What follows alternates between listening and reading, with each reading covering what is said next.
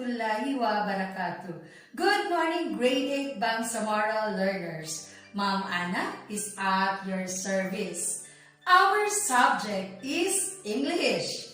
Our objective of this lesson, at the end of the period, the learners are expected to determine the words or expressions that reflect local culture by noting context clues. Guys, do you still remember our previous lesson? Yes, it's all about vocabulary mapping. Please enumerate. We have meaning through definition, sample sentence,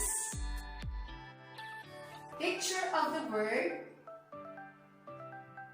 base word, and of course, synonyms.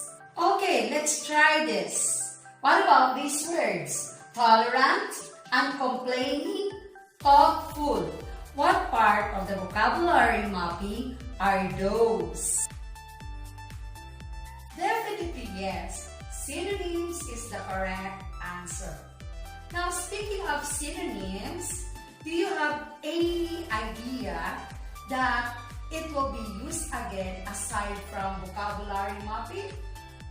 Well, guys, think of the word ideas.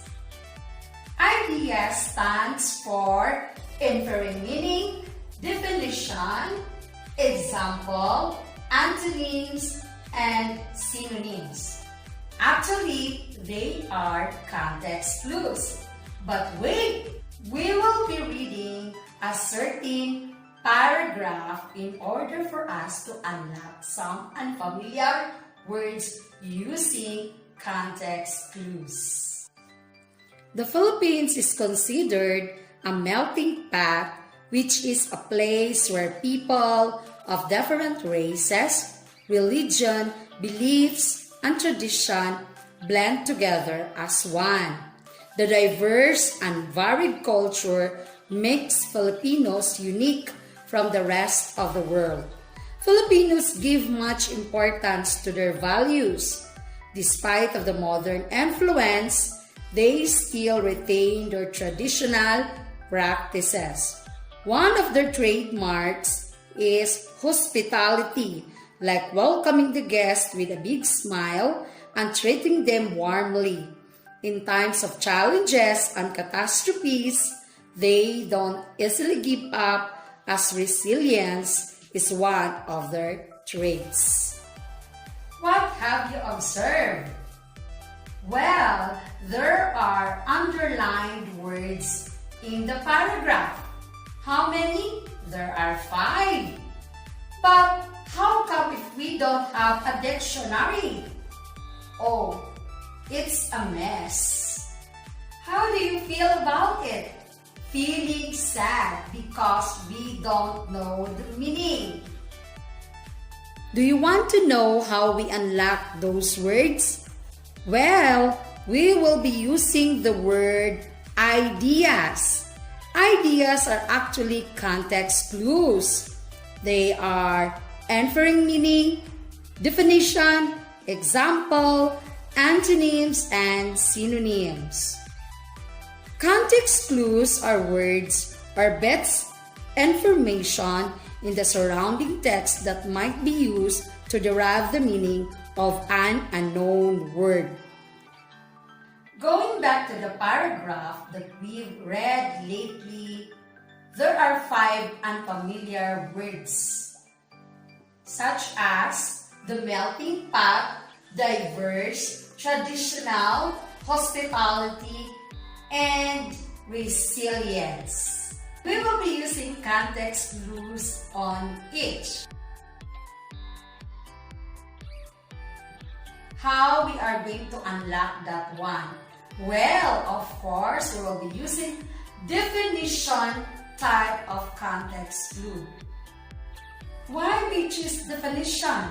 Of course, there are words or punctuations that mark or signals those words in order to define, such as using the word is, who is, which is, in other words, and even punctuations like parentheses, dashes, and commas.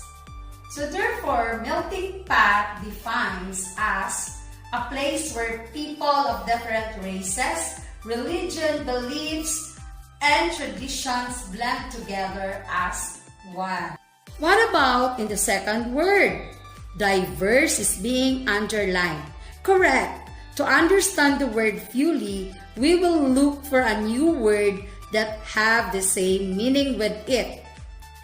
Correct. The word varied is synonymous to diverse. So therefore, diverse and varied are the same in meaning.